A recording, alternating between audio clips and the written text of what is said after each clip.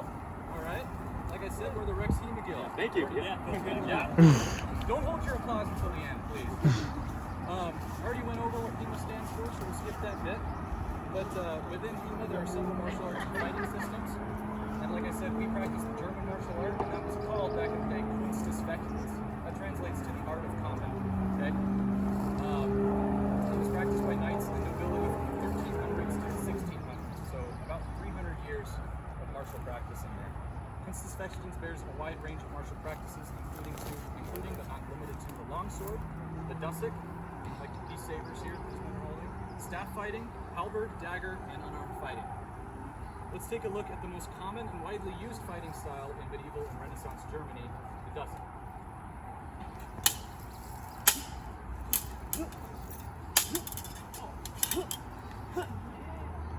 So the Dusack refers to both a real weapon. Oh yeah, thank you.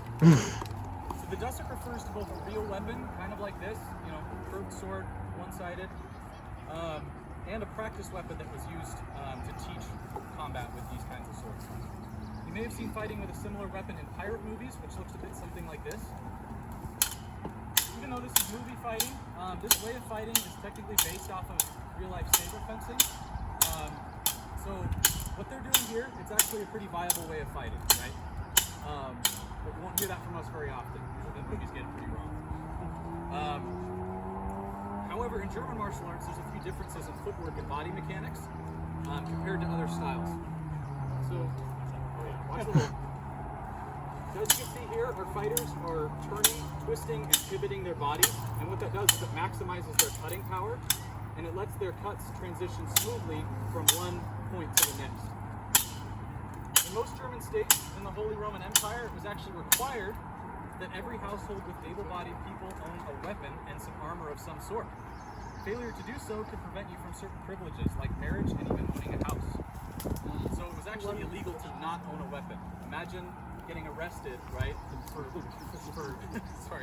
illegal possession of no firearms, right? But that's how it was back then. You had to be able to defend your lands and your people. Dusacks were a particularly popular choice because they were easy to carry around, they didn't get in the way because of their length, and they were easier to maintain since they only had one primary cutting edge. It was like the medieval equivalent of your everyday carry. In a self-defense scenario, like if some ruffian threatens you on the street, or a brigand invades your fields, it was very quick and easy to draw from the hip. Most of the techniques with the Dusack start in this stance here, which is called steer. It's the position you end up in when you quickly draw your weapon, and it's a great position to be in because in order to cut from most angles, you must pass through this stance at some point, as he's going to show here. So it is worth noting that in most scenarios, a fight wouldn't even break out back then, right? Nobody wants to die. The more cowardly of the two would usually just run away. And I know you guys didn't come here to see a running away show, right? If you did come for the running away demonstration, it already happened. They already ran away, right? But you guys want to see some fighting? So let's see how we fight with the Dusack. Here's some things to keep in mind, right? There are three types of cuts when it comes to combat. The first is called the provoker, or in German, Provokator. This is simply a cut that forces the opponent to respond in some way, whether by making them block your attack or by offering an opening that they just can't help but go for an attack. The second is called the taker, or the Abnehmer, which is a cut that gets your opponent in a position that you want them to be. This is usually using the opponent's reaction to your own advantage. The third and final cut is the hitter, or Schnitter, and this one's pretty self-explanatory, but it's the final blow that connects with the enemy fighter. So let's see it all together in one smooth motion. We have the provoker, the taker, and the hitter, right? And he covers himself in retreat, right? Make sure he doesn't get hit. So where there are rules, there are also exceptions, and one of these rule breakers is called the Gewehrhau, or danger cut in German. It is called that because it attacks directly without the taker cut in between. This means that you're vulnerable for a counter cut because you haven't properly set up your own cut. So it can be faster, but it's more dangerous. Instead of having the superior swordsman as a victor, you may just get two dead swordsmen as losers, right? Nobody wants that. So the Dusack is also a short weapon. It allows you to cut and slash effectively at distances that you normally wouldn't be able to with longer swords. Like this here, this is called the Kurzhau. Just gets his arm out of the way, hits him with the back of the sword. And keep in mind that the back end of the sword is also sharp. It can be used to deliver some pretty sneaky cuts like this one called the Klumpau. The because the Dusack is a one-handed weapon, the offhand is a lot more available for grappling. Some grapples are very straightforward, like this, and others are very flashy, very fancy. All right, well that does it for us talking about the Dusack, okay? Now we want to take the time to show you some sparring. So these guys are going to get geared up. We're not going full speed because we don't have all of the protective gear on, but we're going to show you a pretty accurate showcase of what it would look like to actually fight with these weapons. We're going to be using historical techniques. Sparring really allows us to apply the techniques that we learn in practice. It's really easy to see how something works theoretically, but once you start trying to use it, there can be some caveats, right? You really got to figure out the utility of it. Usually a bout ends when a fatal blow or fight-ending blow is struck. So once somebody hits the other, they'll reset, and then they'll go again, right? There are a few ways to win in a bout, such as cutting, slicing, or stabbing. And because this is a martial art, you'll notice that there's actually a lot more to use here than just your sword and the blade.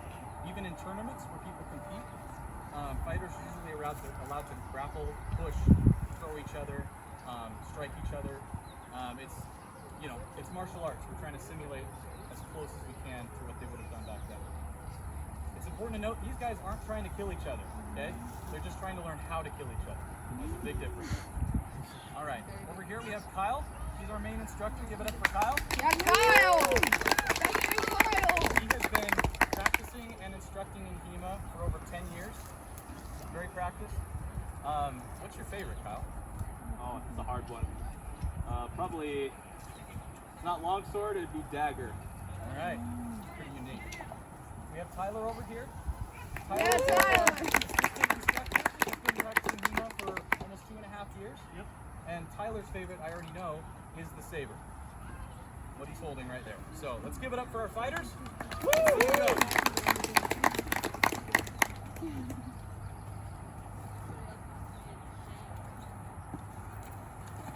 Ooh, double.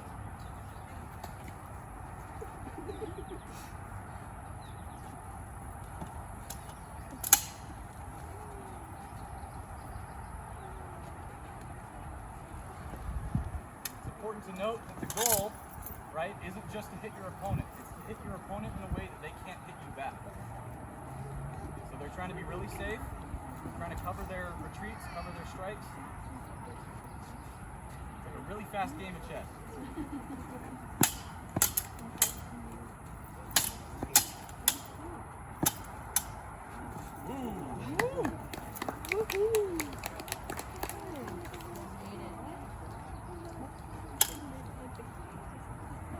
Not much like the movies, is it?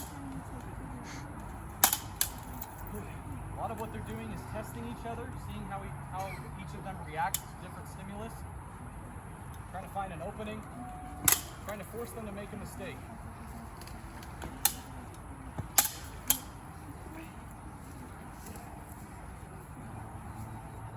And it's a lot of hard work.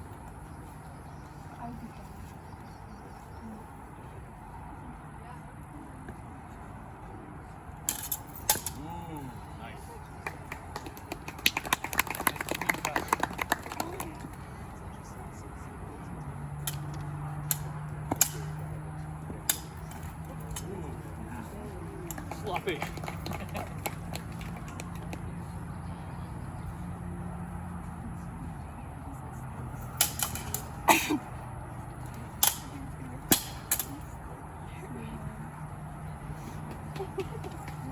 Thank you. A good example of using his distance to his advantage. Denying him getting close, right? Ooh, there's another one.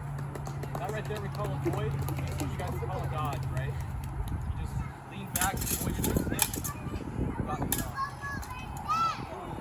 Nice.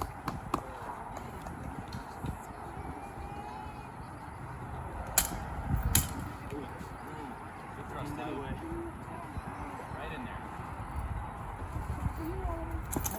Oh, yeah. You okay? Yeah. Alright, try to pull it. 3 more? Yep. 5 more. Sure, 5. 5. All right. 5 more exchanges. Ooh.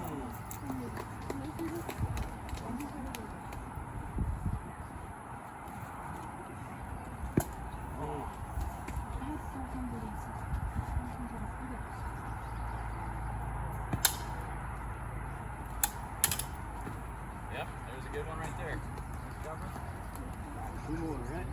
Two more. Sword fights didn't last very long. Very tiring work. Nice hit there, Kyle. All right, last one. Last one, make it pretty.